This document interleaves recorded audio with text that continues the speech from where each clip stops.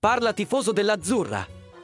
Oggi vi portiamo notizie sul nostro preparatore, Luciano Spalletti, che è l'ospite d'onore della prima edizione del Nuovo Riformista, diretto da Matteo Renzi.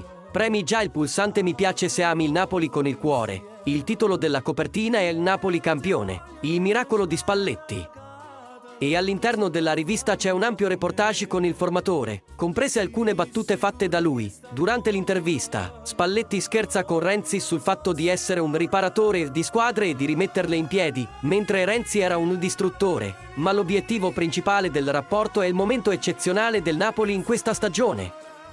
Spalletti elogia la sana gestione finanziaria del club e coglie un momento particolarmente commovente. Una fredda mattina di fine gennaio, quando un gruppo di ragazzini ha catturato la sua attenzione durante un allenamento a Castelvolturno, mentre i bambini chiedevano selfie e autografi, Spalletti li interrogava sulla mancanza della scuola a causa di uno sciopero, mostrando la sua preoccupazione per l'educazione e il futuro dei giovani. Questo è il vero Luciano Spalletti, un maestro di calcio, ma prima di tutto un educatore.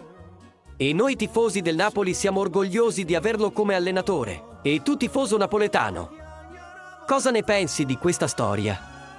Lascia la tua opinione nei commenti e non dimenticare di mettere mi piace a questo video. E la domanda che vogliamo farti è: qual è il tuo momento più memorabile della stagione del Napoli? Condividi con noi nei commenti. Forza Napoli!